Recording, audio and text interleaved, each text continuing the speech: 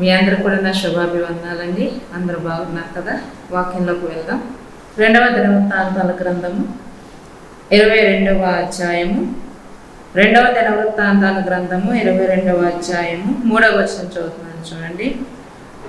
దుర్మార్గముగా ప్రవర్తించుటకు అతని తల్లి అతనికి నేర్పుచూ వచ్చెను గనుక అతడును ఆహాబు సంతతి వారి మార్గములందు నడిచెను.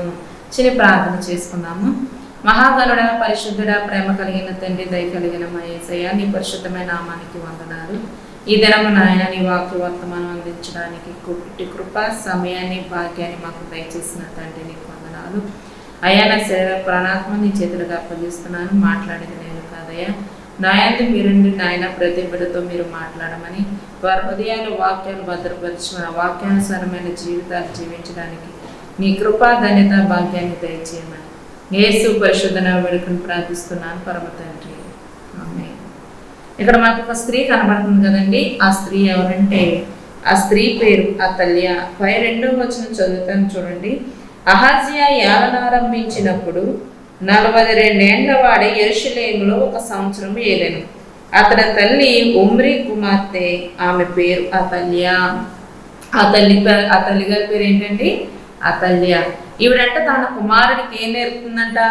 దుర్మార్గంగా ప్రవర్తించుటకు అతని తల్లి అతనికి నేర్పుతూ వచ్చాను. ఆయన ఇప్పుడు ఒక రాజు అండి. ఆ రాజుగారి పేరు ఏంటంటే, అప్పుడు మనం చదివాం కదండి, అహజ్య. ఆ రాజుగారి పేరు అహజ్య. ఆ కొడుకు పేరు ఏంటంటే అహజ్య. తల్లి పేరు అతల్య. అయితే ఆ అతల్య అహజ్య కుమారుడికి ఏం నేర్పుతుందంటే దుర్మార్గంగా ప్రవర్తించడం నేర్పుతుంది. ఈ రోజుల్లో చాలా మంది తల్లులు కూడా తమ బిడ్డలకు దుర్మార్గంగా ప్రవర్తించడం నేర్పుతున్నారు. వారు దుర్మార్గంగా ప్రవర్తించిన సపోర్ట్ చేస్తూ ఉంటున్నారు, కానీ వారిని దండించట్లేదు, వారికి భయభక్తులు నేర్పించట్లేదు. అలాగా వారు చెప్పక వారు అనేకమైన పాపపు జీవితాల్లో పడిపోతున్నారు. అనేక మంది జీవితాలను నాశనం చేసేస్తున్నారు. దానికి పైగా వాళ్ళ వెనకాల సపోర్ట్ కూడా చేస్తూ ఉంటున్నారు తల్లులు. కానీ ఒక తల్లి అనేది తన బిడ్డకి మంచి మార్గంలో వెళ్ళడం నేర్పించాలి, మంచి బుద్ధులు నేర్పించాలి. కానీ ఈ రోజుల్లో చాలా తల్లులు తమ బిడ్డలు ఏ రీతిగా చెడ్డ మార్గంలో వెళ్తున్నప్పటికీ కూడా వాళ్ళని దండించకుండా, గద్దించకుండా, హెచ్చరించకుండా వాళ్ళు ఎటు వెళ్ళినా వాళ్ళు కూడా వీళ్ళు సపోర్ట్గా వెళ్తూ ఉంటున్నారు. ఈ అతల్య కూడా తన కుమారుడి కంటండి, ఆ కుమారుడు దుర్మార్గంగా నువ్వు ఎలా ప్రవర్తించాలి, నువ్వు ఏ విధంగా ఉండాలి, నువ్వు ఎదుటి వారితో ప్రేమగా ఉండకూడదు, కఠినంగా ఉండాలి, రాజ్యంలో ఎక్కువగా అందరి మీద ఒత్తిడి తెచ్చే, శ్రమ ఎక్కువ పెట్టే, నువ్వు ఇష్టానుసారం మూర్ఖంగా ప్రవర్తించే అన్న రీతిగా తల్లి ఏం చెప్తుందంటే తన కుమారుడికి దుర్మార్గంగా ప్రవర్తించడం నేర్పుతుంది. మరి ఒక తల్లని ఆవిడ అలా దుర్మార్గంగా ప్రవర్తించడం నేర్పించవచ్చా? బిడ్డలకి మొదటి గురువు ఎవరంటారంటే తల్లే అంటారు కదండి. తల్లే ఇంటి దగ్గర తల్లి ఉంటుంది కాబట్టి ప్రతి చిన్న విషయం కూడా తల్లే చెబుతూ ఉంటుంది. అలాంటప్పుడు నువ్వు చిన్న వయసు నుంచే నీ బిడ్డకి ఏం నేర్పించాలి? మంచి నేర్పించాలి.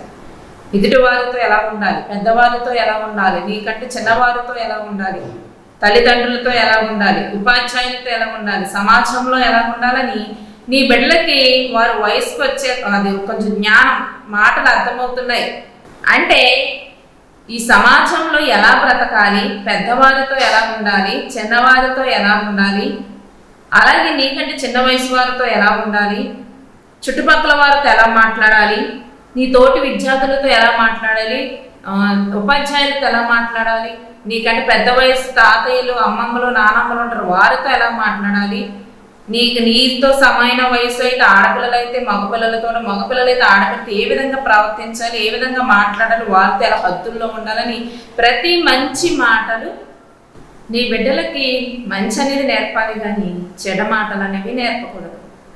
నీ బిడ్డలని ఒక వయసుకు వచ్చాక వారికి మంచి చెడులు తెలిసినప్పుడు నువ్వు బోధించాలి. ఇది మంచి, ఇది చెడు, నీకంటే పెద్దవారితో ఎలా మాట్లాడాలి, నీకంటే చిన్నవారితో ఎలా ఉండాలి, అబ్బాయిలైతే అమ్మాయిలతో ఎలా ఉండాలి, అమ్మాయిలైతే అబ్బాయిలతో ఎలా ఉండాలి, వారికి ఎలా దూరంగా ఉండాలి, పెద్దవారితో ఎలా మాట్లాడాలి, అమ్మమ్మలు తాతయ్యలు ఉంటారు వారితో ఎలా మాట్లాడాలి, ఉపాధ్యాయులతో ఎలా ఉండాలి అని ఒక మంచి ప్రవర్తన నీ బిడ్డలకు నేర్పించాలి. కానీ అతల్య తన కుమారుడికి ఏం నేర్పిస్తుంది? దుర్మార్గంగా ప్రవర్తించడం నేర్పిస్తుందంట. ఇంకా దుర్మార్గంలో చెప్పుకోవాల్సిన లేదు, ఇంకా ఎన్నో చాలా అపవిత్రమైన పనులు అన్నీ చాలా దుర్మార్గంగా ప్రవర్తించడంలోనే వస్తాయి. అంటే తన కుమారుని తన చేతులారా తనే నాశనం చేసుకుంటుంది. తన కుమారుని తన చేతులారా ఆవిడే పాడు చేసేస్తుంది. అండ్ ఎప్పుడైనా మన బిడ్డలు ఒక చిన్న తప్పు చేసినప్పుడే మనం దండిస్తే వాళ్ళు పెద్ద తప్పు చేయకుండా ఉంటారు. ఓ తల్లి అంటండి ఒక కుమారుడు అంటే ఇంటి పక్కన నుంచి అంటే ఒక గుడ్డు సూదట్టుకు వచ్చేసాడంటే, బట్టలు కుట్టుకునే సూది ఉంటుంది కదా, ఆ సూది పట్టుకుని వచ్చాడంట. ఆ తల్లినంట భలే తెచ్చేవరా బాబు, ఇల్లంతా ఎతికేస్తాను, సూదులే కొడతాను, బాగానే తెచ్చేవరా అని సూది తీసుకుని కుట్టేస్తుందంట.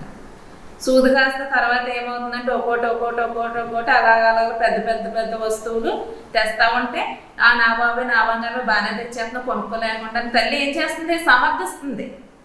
ఎందుకు కొనుక్కోలేకుండా ఫ్రీగా వచ్చేస్తుంది కదా, సమర్థిస్తూ వస్తుంటే తను అనుకుంటాడు ఇది మంచి పనులు అనుకుంటా, ఇలా చేయొచ్చు అనుకుంటా అని తను ఏం చేస్తున్నాడు, మళ్ళా ఇంకా అనేక ఇళ్లలో నుంచో ఎక్కడి నుంచో ఏం చేస్తున్నాడు, మొత్తం అన్నీ దొంగిలించుకుంటూ పట్టుకొచ్చేస్తూ ఉన్నాడు. అయితే అలా ఒక రోజు పెద్ద గజదొంగ అయిపోయాడంటండి. సూదులు, బ్రష్లు, చొప్పులు, బకెట్లు, డొంగు ఇవన్నీ కాక ఇంకా డబ్బులు, బంగారాలు, ఇంక ఇల్లు కూడా దోచేస్తాను, ఇంట్లో ఉన్న బంగారాలు, డబ్బులు కూడా దోచేస్తున్నాడంటండి. ఏంటి ఎప్పటికైనా దొంగ పట్టుబడతాడు కదా, ఒకసారి 2 సార్లు దొరకకపోయినా ఎప్పుడొకప్పుడు ఖచ్చితంగా దొరుకుతాడు. దొరికేశాడు, జైల్లో పెట్టేస్తే ఏడుస్తున్నాడండి. జైల్లో ఏడుస్తుంటే ఒకసారి వాళ్ళ జైలు అధికారులతో ఉన్నారంటే ఒకసారి మా అమ్మని పిలిపించండి అన్నారంట. అయితే తన తల్లిని పిలిపించారంట. తన తల్లి ఏడుస్తూ బాబు తన జైల్లో ఉన్నాడు, వచ్చి దగ్గరికి వచ్చి ఏం చేసిందంటే ఏడుస్తూ ఉంది. అమ్మ ఎలారా దగ్గరికి రాని గట్టిగా చూపెట్టి కరిచేసాడంటే, యారా ఎందుకు నా చెవు కరిచేసావంటే, ఈరోజు నేను ఈ జైల్లో ఉన్నానంటే కారణం ఎవరంటే నువ్వే. ఏమంటున్నాడండి, నేను ఆ రోజు సూది తెచ్చినప్పుడే నువ్వు నన్ను దండించుంటే, నన్ను కొట్టుంటే, నన్ను శిక్షించుంటే నేను ఈరోజు ఈ జైలుకి వచ్చే పరిస్థితి ఉండేది కాదు. నువ్వు ఆ రోజు నన్ను సమర్థించావు, ఈ తప్పు ఇది మంచిదే అని ఏం చేసావు, నన్ను సమర్థించావు. నన్ను సమర్థించడం వల్ల నేను ఇదంతా కరెక్టే అనుకుని ఈరోజు పెద్ద దొంగగా నేను మారిపోయాను. ఈరోజు ఈ చెరసాల్లో ఇలాగా ఉంటున్నాను. నేను ఇలాగా తయారవడానికి కారణం ఎవరంటే నువ్వే నా యొక్క ఈ స్థితికి రావడానికి కారణం ఎవరంటే నువ్వే అని తన తల్లితో చెప్పాడంటే, తన తల్లి ఏడుస్తూ వెళ్ళిపోయింది. అంటే ఒక బిడ్డ దుర్మార్గుడుగా మారాలన్నా, మంచివాడుగా మారాలన్నా అది యొక్క కారణం ఎవరై ఉంటారో తెలుసా, తల్లి అయి ఉంటారు. తన చిన్న తప్పు చేసినప్పుడే నువ్వేం చేయాలి, దండించాలి. ఇది తప్పు, ఇలా చేయకూడదు, ఇలా మాట్లాడకూడదు, ఇది కరెక్ట్ కాదు అని నువ్వు నీ బిడ్డకి ఏం చేయాలి, చెప్పాలి, దండించాలి, గద్దించాలి. నువ్వు సమర్థిస్తే వాడు అలా కావడానికి కారణం నువ్వే అవుతావు. నిన్ను చూసి మాదిరిగా వాళ్ళు మంచిగా నేర్చుకోవాలి. కానీ ఈరోజు చాలామంది బిడ్డల్ని దుర్మార్గంగా దొంగతనం చేయరా, అదట్రారా, ఇదట్రారా, కష్టపడకుండా డబ్బు వచ్చేలా చూడరా అని కొత్త ఆలోచనలు, ఐడియాలు నువ్వే ఇస్తున్నావు నీ బిడ్డకి. అంటే నీ బిడ్డకు నువ్వే చెడ్డవాడిగా మారుస్తున్నావు. రేపు పొద్దున్న దొరికితే నువ్వు దొరకవు కదా, ఎవరు దొరుకుతారు, నీ బిడ్డే దొరుకుతాడు. వాడు చెరసాల్లో ఉంటాడు. ఎవరు దొరుకుతారండి, అబ్బాయే దొరుకుతాడు. వాడు జైల్లోకి వెళ్తాడు. అప్పుడు నీ మీద ఉన్న అభిప్రాయం చాలా చెడ్డగా మారుతాం. ఎందుకంటే ఇదంతా నా తల్లి చెప్పడం వల్లే కదా నేను చేశాను. నా తల్లి మంచిగా నన్ను పెంచితే నేను ఇలా ఎందుకు చేస్తాను, నా తల్లి నన్ను మంచిగా పెంచకపోవడం వల్లే ఈ దుర్మార్గమైన పనులు నేను చేశాను అని అనుకుంటాడు. అండ్ ఈ సామెత కూడా ఉంది కదా, మ్రొక్కై వంగనిదే మ్రోనై వంగునా అని. అంటే చిన్న వయసులోనే నువ్వు వాడిని వంచకపోతే పెద్దవాడయ్యాక వాడిని మాట వినడు, ఇంక నిన్నే కొట్టేవాళ్ళ ఉంటాడు. పెద్దవాడయ్యాక ఇంక వాడిని మాట వినడు. ఎందుకు చిన్నప్పుడే నువ్వు వాడిని వంచకపోతే పెద్దయ్యకి ఎలా వంగుతాడు, ఒక స్థితికి వచ్చేసాక ఇంక నిన్ను కొట్టే స్థితిలో ఉంటాడు. నువ్వు నాకు చెప్పేదేంటి, నువ్వు నాకు చేసేదేంటి, నేను చెప్పినట్టు పడును, నేను చెప్పినట్టు చేస్తుండ నీ మీద రివర్స్ అవుతాడు. చిన్న కొమ్మగా ఉన్నప్పుడు ఇలా చేస్తూ మనం వంచేయగలం. పెద్ద వృక్షమయ్యాక నువ్వు ఇలా వంగుతుంది, అది వంగదు. మనిషి కూడా అటువంటి వాడు, బిడ్డ కూడా అటువంటి వాడు. చిన్న ప్రాయంలోనే వాడికి నువ్వు అన్నీ నేర్పించాలి. మంచి మాటలు నేర్పించాలి, మంచి బుద్ధులు నేర్పించాలి, మంచి నడవడక నేర్పించాలి, మంచి మాటలు నేర్పించాలి, మంచి ప్రవర్తన నేర్పించాలి. కొంతమంది బిడ్డలకు బూతులు నేర్పుతారండి చిన్న వయసులోని. చిన్న వయసులోనే ఏం నేర్పుతారండి? బూతులు నేర్పుతూ ఉంటారు. అరే అలా తిట్టరా తాతయ్యని, ఎలా తిట్టరా తాతయ్యని, అరే నానమ్మని అలా తిట్టరా అండి, బూతులు నేర్పుతూ ఉంటారు. చిన్న వయసులో వాళ్ళకి ఏం చెప్తామో అది బాగా వాళ్ళకి మైండ్ సెట్లో ఉండిపోద్దండి. నువ్వు అప్పుడు మంచి బోధ వారికి బోధించావనుకో, ఆ మంచి మాటలు ఒకప్పుడు నా తల్లి నాకు ఈ మాటలు బోధించింది, ఇలా ఉండాలి, ఇలా ప్రవర్తించాలి, ఇలా చేయాలి అని తన మనసులో ఒక ఆలోచన వస్తుంది. నువ్వు చెడ్డ మాటలు నేర్పించావనుకోండి, రేపు పొద్దున వాడు చెడు చేయడానికి అవకాశం ఉంటుంది. మా అమ్మలకి ఇక్కడ చెప్పింది, ఇలా చేయొచ్చు, ఇలా చెందొచ్చు అని వాడు చెడ్డ మార్గాల్లో కూడా వెళ్ళిపోతూ ఉంటాడు. మనం ఏం చేయాలి? వాళ్ళకి మంచి బోధించాలండి. సామెతల గ్రంథం 22వ అధ్యాయం 6వ వచనంలో చూద్దాం, చూడండి. బాలుడు నడవవలసిన త్రోవను వానికి నేర్పుము, వాడు పెద్దవాడైనప్పుడు దాని నుండి తొలగిపోడు. వాడికి ఎప్పుడు నేర్పాలంటండి? బాలుడుగా ఉన్నప్పుడే వాడు నడవవలసిన త్రోవను వానికి నేర్పాలంట.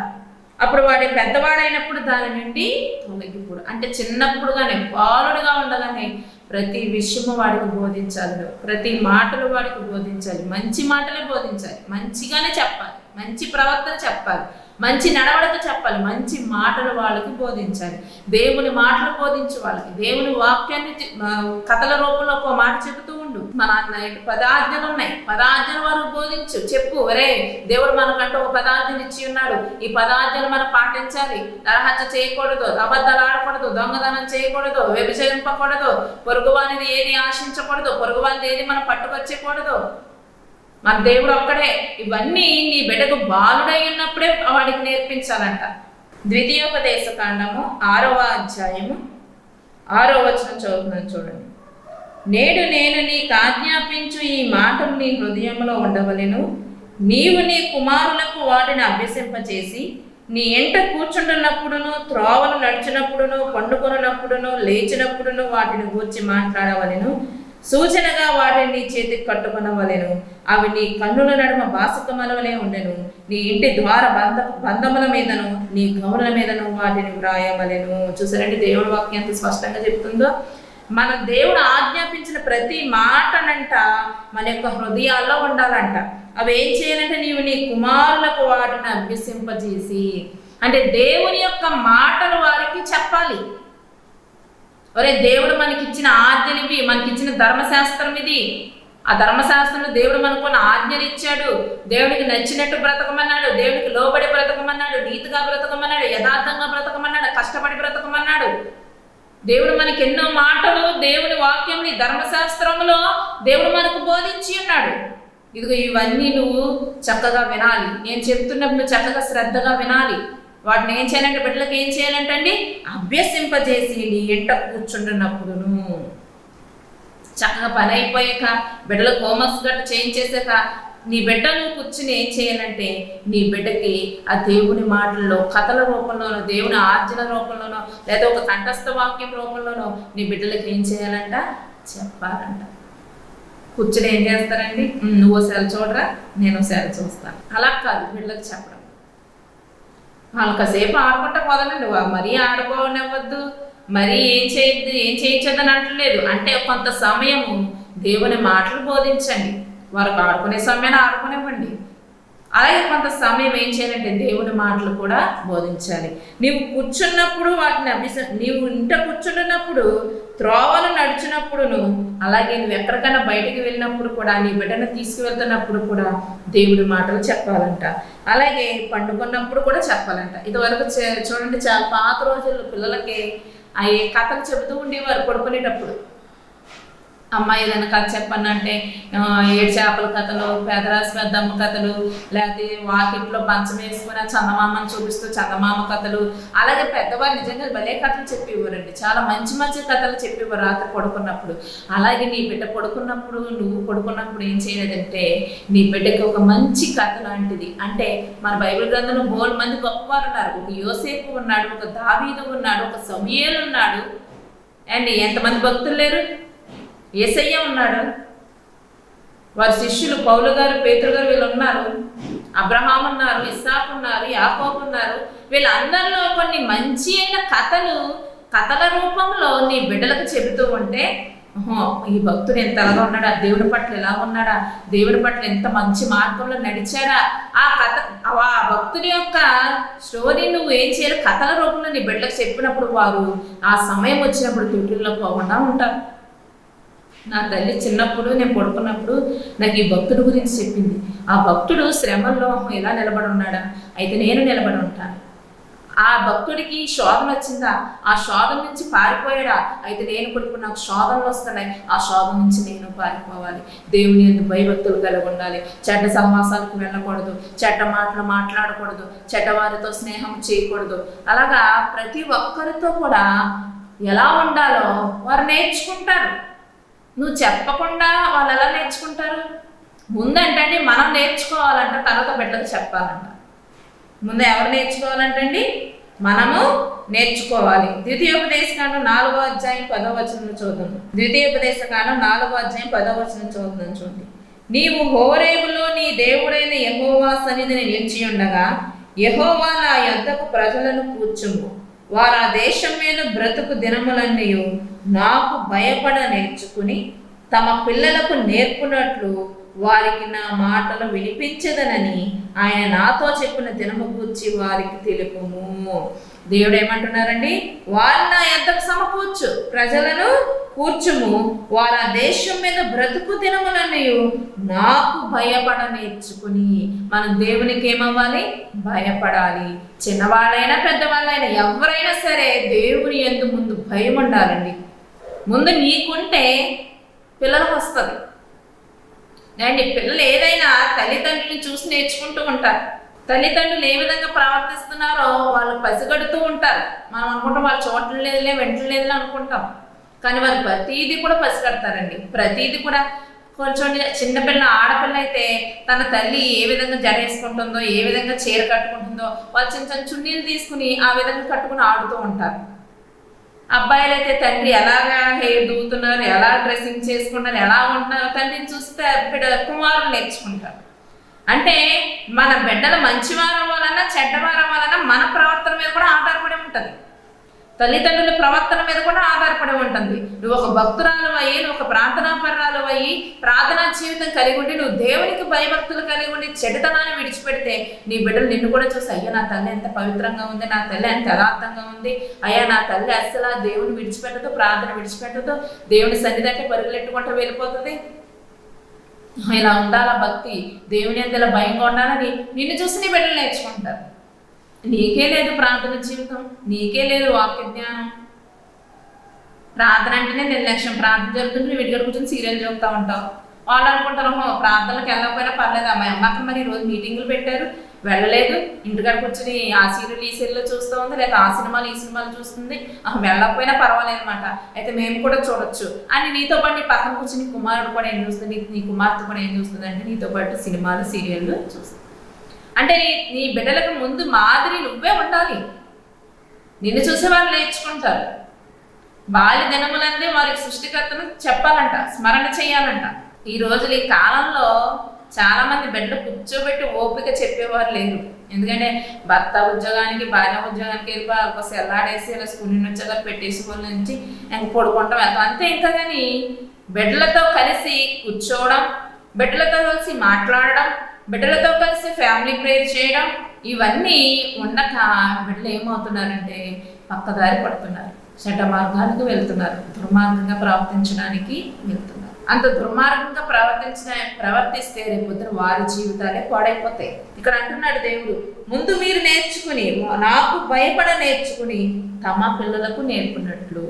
ముందు తల్లిదండ్రులైన వారు ఆయన చెప్పిన మాటలు వారు నేర్చుకోవాలి. ముందుగా వారు నేర్చుకోవాలి, తర్వాత వారి పిల్లలకు నేర్పాలి.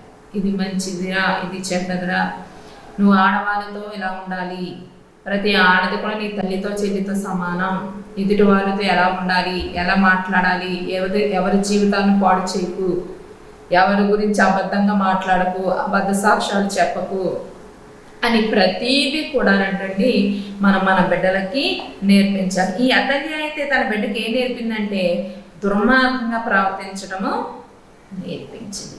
దుర్మార్గంగా ఉండరా? రాజ్యాల్లో నీకు ఇష్టానుసారంగా నువ్వు బ్రతకని, ఎవరి దగ్గర మంచిగా ఉండపో, ప్రేమగా ఉండపో, వారందరి ఏళ్ళలో కఠినంగానే ప్రవర్తించి నువ్వు రాజ్యాన్ని ఇష్టానుసారంగా చేస్తే అని తన తల్లి ఏం చేసింది? తన కుమారుడికి చెడ్డగా నేర్పిందండి. చెడ్డగా నేర్పిన తర్వాత తన తల్లి చెప్పినట్టే వింటాడు కదా, విన్నాడు, ఇష్టానుసారంగా బ్రతికాడు, తర్వాత చనిపోయాడు. చనిపోతే ఈవిడేమనుకుంది? నేను రాజ్యం ఏలాలి, నా కుమారుడు తర్వాత సింహాసనం నేను ఉండాలని తన కుమారుని యొక్క కుమారుని అందరినీ కూడా ఏం చేసుకుంటూ వచ్చిందంటే చంపేస్తూ వచ్చేసింది. అయితే ఒక్కడి మట్టికి ఒక ఆవిడ ఏం చేసిందంటే దాచిపెట్టింది. అంటే దుర్మార్గంగా మూర్ఖంగా ప్రవర్తిస్తే మంచి చెడులు వాళ్ళకు ఉండవండి. మూర్ఖులకి ఎంత చెప్పినా వినరని చాలాసార్లు చెప్పుకున్నాం కదా. మూర్ఖంగా ప్రవర్తించే వారికి మనం ఎంత మంచి చెప్పినా, ఎన్ని మాటలు చెప్పినా కూడా మన మాటలు వారు వినరు. అయితే మన బిడ్డలకి మంచి మాటలు చెప్పాలి. ఏం చెప్పాలంటే మంచి మాటలు చెప్పాలి. అలాగే ప్రార్థించడం కూడా నేర్పించాలి బిడ్డలకి. మోకాళ్ళ ప్రార్థన నేర్పించు, కన్నీటి ప్రార్థన నేర్పించు. ఆ ప్రార్థనలను కూడా వారికి ఏం చేయాలండి? నేర్పించాలి. వాక్యాన్ని నేర్పించాలి, ప్రార్థన నేర్పించాలి, మంచి ప్రవర్తన నేర్పించాలి, మంచి నడవడిక నేర్పించాలి, మంచి మాటలు బిడ్డలకి ఏం చేయాలండి? బిడ్డలకి ఏం చేయాలి? నేర్పించాలి. నేర్పించకపోతే వాళ్ళు త్రోవ తప్పి వెళ్ళిపోతారు. తర్వాత తల బాదుకుని ఏడ్చినా ఇంకా ప్రయోజనము ఉండదు. ఎందుకంటే వాళ్ళు మంచి చిన్న ప్రాయంలో మంచిగా బోధిస్తూ వాళ్ళు నడిపిస్తూ ఉంటే పెద్దవాడు అయ్యేటప్పటికి ఏమవుతాడు? నా తల్లి ఒకప్పుడు నాకు ఇటువంటి మాటలు బోధించింది, నేను మంచిగా ఉండాలని నేర్చుకుంటాడు. నువ్వు చెప్పడమే చెడ్డగా ప్రవర్తించమ్మా, చెడ్డగా ఉండు, ఆలతలగుండు, ఎలాగుండు, నీ ఇష్టానుసారంగా బ్రతకరా, తాగరా, తిరగరా, చెందరా, నీ ఇష్టానుసారంగా నువ్వు మాట్లాడరా, ఏం పర్లేదని అనుకుంటే వాడి జీవితాన్ని నాశనం చేయడానికి మొదటి కారణం ఎవరంటే నువ్వే, తల్లివైనా నువ్వే. కాబట్టి వాళ్ళకి ఇప్పుడు చిన్న వయసులో నుంచి నీ బిడ్డలకు మంచి ప్రవర్తన నేర్పించు, రోదన చేయడం నేర్పించు. ఇర్మియా గ్రంథంలో ఉంటుంది, రోదన చేయు పిలువడి. నీ బిడ్డలకు రోదన చేయడం నేర్పించండి, ప్రార్థన నేర్పించండి, మోకాళ్ళ ప్రార్థన నేర్పించండి, కన్నీటి ప్రార్థన నీ బిడ్డలకు నేర్పించండి అని దేవుని వాక్యం సెలవిస్తుంది. వీటన్నిటి నుంచి ఇవన్నీ కూడా మన బిడ్డలు చెడ్డ మార్గంలోనికి వెళ్లకుండా ఉండడానికి నేర్పిస్తాం. అండ్ ఏ తల్లి కూడా తన బిడ్డ చెడ్డ మార్గంలోకి వెళ్ళాలని అనుకోదు, చెడ్డగా ప్రవర్తించాలని అనుకోదు. నా బిడ్డలు చక్కగా ఉండాలి, నా బిడ్డలు మంచిగా ఉండాలి, అందరి చేత చక్కగా మంచి మాటలు నా బిడ్డలు మాట్లాడించుకునేలా ఉండాలి. అయ్యో ఈ బిడ్డ ఎటువంటిది, ఆ బిడ్డ అటువంటిది అని చెడ్డ మాటలు నా బిడ్డ గురించి సాక్ష్యాలుగా రాకూడదు. నా బిడ్డ అమ్మ ఆ ఫలానా బిడ్డ ఎంతో మంచిదమ్మా, చక్కగా మాట్లాడుతుంది, చక్కని ప్రవర్తన ఉంటుంది, చక్కగా చదువుకుంటుంది, మంచి నడవడిక కలిగిన బిడ్డ, మంచి ప్రవర్తన అని ఆ మాటలు రావాలి. కానీ అయ్యి బాబా ఈ బిడ్డ ఎలాంటోడు, అలాంటోడు, అలాంటిది, ఇలాంటిది అని చెడ్డ మాటలు మనకు వస్తే అది మనకు అవమానమే కానీ పెద్ద గొప్ప ఏమి కాదు. అది అంటే చెడ్డ మాటలు వస్తే పెద్ద గొప్ప. కాబట్టి మనం దేవుని యందు భయభక్తులు మన బిడ్డలకు నేర్పాలి. ముందు మనము నేర్చుకోవాలి. ఫ్యామిలీ ప్రేయర్ ఖచ్చితంగా చేసుకోవాలి. ఎంత గజిబిజి ఉన్నా గంట చేసేయక్కర్లేదు. ఒక్క 10 నిమిషాలైనా మీరు ఎంతమంది ఉంటే ఇంట్లో అంతమంది తలకొక ప్రార్థన నేర్పిస్తూ ఉంటే వాళ్ళు కూడా రేపు పొద్దున్న ఇలా ప్రార్థన చేసుకోవాలా, ఇలా దేవునికి మొరపెట్టాలా అన్న మనసు వారికి కూడా వస్తుంది. ప్రతిదీ కూడానండి మనల్ని తొట్టిల్లు పోకుండా కాపాడేది ప్రార్థన వాక్యమే. నువ్వు ప్రార్థన చేసుకుని నీ బిడ్డకు చక్కని వాక్యాలు, ఒక కంఠస్థ వాక్యం బిడ్డలకి ఇచ్చి చెప్తే ఆ వాక్యాలు వారు చదువుకున్నప్పుడు ఈ వాక్యం ఎలా నడవాలా, ఈ వాక్యం ద్వారా ఎలా బ్రతకాలా అనే వాక్యాన్ని మనం నడిపిస్తూ ఉంటుంది. ఈ వాక్యం మన హృదయాలు భద్రంగా ఉంటే ఖచ్చితంగా ఏదో ఒక రోజు ఆ వాక్యం మనలో ఫలింపు చేస్తుంది. ఎందుకంటే ఆ వాక్యానికి సంబంధించిన చెడ్డ మార్గంలో వెళ్ళినప్పుడు ఆ వాక్యం మనం గుర్తుకొస్తున్నాము. చెడ్డ త్రోవలో వెళ్ళకూడదు, చెడ్డ మార్గాల గుండా వెళ్ళకూడదు, మా అమ్మ వాక్యం చెప్పింది, ఈ ప్రవచనం చెప్పింది, లేదా ఈ వాగ్దానం చెప్పింది, ఈ కంఠస్థ వాక్యం చెప్పింది, అవును ఈ విధంగా ఉండాలన్నమాట అని వాడు ఆ మార్గంలో తొట్టిల్లు పోకుండా ఉంటాడు. నువ్వే పశు నుంచి దుర్మార్గంగా ప్రవర్తించి నేర్పుతుంటే నువ్వు వాడు రేపొద్దున వింటాడండి. ఏదైనా మనం చెప్పడంలోనే ఉంటుంది, మనం మాట్లాడడంలోనే ఉంటుంది, వాళ్ళని పెంచడంలోనే ఉంటుంది. కాబట్టి వాళ్ళని చెడ్డ మార్గంలో మట్టికి వెళ్ళనివ్వకండి, దుర్మార్గంగా ప్రవర్తించే విధంగా చేయకండి. ఎప్పుడైనా చిన్న తప్పుని తెలిసిన వెంటనే వాడిని గద్దించు, శిక్షించు. బెత్తం ఆడాలంటే కొట్టమన్నాగానే ఇష్టానుసారంగా కొట్టేయను. కొంతమంది కొడతారు, ఎలా కొడతారు, ఎక్కడ తగ్గుతుందో కూడా తెలియదు, అంత దారుణంగా కొట్టేస్తారు పిల్లల్ని. ఎప్పుడు కూడా ఒక సన్నది ఈనుపుల టైప్ సన్నని పెత్తముతో మోకాళ్ళ కింద నుంచి కొట్టడమే తప్ప పై పార్ట్స్ ఎక్కడ కూడా కొట్టకండి. ఎందుకంటే కొన్ని సెన్సిటివ్ పార్ట్స్ ఉంటాయి, అక్కడ మనం నిజంగా వాళ్ళు చచ్చిపోవాలని కొట్టడం, ఆ కోపంలో కొడితే తలరాని చోట తగిలిందంటే తర్వాత మనమే బాధపడాలి. వాళ్ళని శిక్షించు, దండించు, భయపెట్టు, అంతేగాని మరీ దారుణంగా కొట్టకండి. కొంతమంది చాలాసార్లు మనం వార్తల్లో చూసాం కూడా, హోంవర్క్ రాయట్లేదనో అది రాయట్లేదని అంటే కొట్టివ్వరంట, తలరాని చోట తగిలి చచ్చిపోయారు బిడ్డ అని. కాబట్టి శిక్షించినప్పుడు కూడా తెలివి కలిగి వాళ్ళు శిక్షించు, వాళ్ళు పనిష్మెంట్ ఇస్తూ ఉండు. పనిష్మెంట్ ఇస్తూ ఉంటే అమ్మో ఈసారి నేను తప్పు చేస్తే మళ్ళీ మా మమ్మీ మా డాడీ ఈ పనిష్మెంట్ ఇస్తాయేమో, అమ్మ నేను ఈ తప్పు చేయకూడదు, నేను ఇలా మాట్లాడకూడదు అని వాళ్ళకి భయం ఉంటుంది. పర్లేదులేరా, ఏమవుతులేరా, ఇది ఒకసారికే కదా అని నువ్వు సమర్థించామనుకో, వాడు ఇంకా చెలరేగిపోతాడు. మా అమ్మ మా నాన్న బాగానే ఎంకరేజ్ చేస్తున్నారు, ఇది తప్పు కాదైతేనే మంచి పనే, ఇలా చెయ్యొచ్చు, ఇలా తిరగచ్చు, ఇలా చెందొచ్చు అని వాడు నచ్చినట్లు వాడు బ్రతుకుతూ ఉంటాడు. ఒక రోజు నా చిన్నది కాస్త ఏమవుతుందంటే పెద్దదైపోతుంది. అప్పుడు నువ్వు ఈ తల కొట్టుకున్నా ఏం కొట్టుకున్నా ఈ ప్రయోజనం ఉండదు. ఎందుకంటే చేయి దాటిపోయాడు, వాడు ఏమైపోయాడండి, చేయి దాటిపోయాడు. భయంకరమైన పరిస్థితులు కూడా వెళ్ళిపోయాడు. ఇంకా నువ్వు ఎంత వాడినా అందులోంచి రారా బాబు రారా బయటకన్నా రాలేడు. పాపం ఎంత గొమ్మునంటుకుంటుందో దాన్ని విడిచిపెట్టి రావడం కూడా అంత కష్టం. పాపాన్ని విడిచిపెట్టి రావడం కూడా అంత కష్టం. ఆ గొమ్మును విధించుకోలేము. దేవుని కృప, ఆయన సహాయం ఉంటే తప్ప మనంతటా మనము ఆ పాపాన్ని విడిచి రాలేమండి. ఎందుకంటే పాపము అంత గొమ్ముని మనకి ఎడిక్ట్ అయిపోతాం దానికి. ఆ పాపాన్ని మనం ఎక్కువగా దానికి బాగా ఎడిక్ట్ అయిపోతాం. కాబట్టి నీ బిడ్డలకు నువ్వేం నేర్పించాలండి? మంచి మాటలు. ఇలా చెప్పుకున్నాం కదా, వాక్యంలో ఉన్న మాట నీ బిడ్డకి ఏం చెప్పాలి? ఇప్పుడు కూర్చున్నప్పుడు చెప్పాలి, పడుకున్నప్పుడు చెప్పాలి, లేచినప్పుడు చెప్పాలి, నడిచినప్పుడు చెప్పాలి, ఇంటి ద్వారబంధాల మీద ఉండాలి. ప్రతిదీ కూడా అంటే నీ బిడ్డకి నువ్వు చెబుతూ ఉండాలి. రేపు పలానా దుక్కుకు వెళ్తున్నావు, హాస్టల్లో వెళ్తున్నావు, చదువు నిమిత్తం వెళ్తున్నావు, అక్కడ మంచిగా నువ్వు నడవడుతూ ఉండాలి. ప్రార్థన చేసుకో, వాక్యం చదువుకో. అక్కడ నీ దగ్గరలో మందిరం ఉంటే మందిరానికి వెళ్ళు. చెడ్డ సహవాసాలకు వెళ్ళకు, చెడ్డ మార్గాలు కూడా వెళ్ళకు, చెడ్డ స్నేహితులతో స్నేహం చేయకు, చెడ్డవారితో సహవాసం చేయకు. నీ అదుపులో నువ్వు ఉండు, నీ హద్దుల్లో నువ్వు ఉండు అని నీ బిడ్డలకు నువ్వు బోధించాలి. వారి వరకు నువ్వు ఇంటికాడ ప్రార్థించాలి, వారిని నువ్వు అజగట్టుకుంటూ ఉండాలి. ఈరోజు చాలామంది యవ్వన బిడ్డలు ఇళ్ళ వద్ద పాడైపోతున్నారు, హాస్టల్ కానీ వెళ్ళి చదువుకుంటే అక్కడ కూడా ఏమైపోతున్నారంటే పాడైపోతున్నారు. ఎందుకంటే ఉన్న సహవాసం అటువంటిది. ఏంటి సామెత ఉంది కదండి, 6 నెలలు వారితో సహవాసం చేస్తే వారు వీరైపోతారంట. అంటే కొంతమంది సహవాస దోషం కూడా ఉంటుంది. నువ్వు మంచి వారితో సహవాసం చేస్తే నీకు మంచి లక్షణాలు వస్తాయి, చెడ్డవారితో సహవాసం చేస్తే చెడ్డ లక్షణాలే వస్తాయి. ఈ యొక్క సహవాసం కూడా ఎవరితో ఉంటుందో ఒకసారి మనం ఆలోచించుకోవాలి. మన సహవాసం ఎవరితో చేస్తున్నాం? దేవుని బిడ్డలతోనే చేస్తున్నామా? వారి నడవడక మంచిగా ఉన్న వారితోనే చేస్తున్నామా?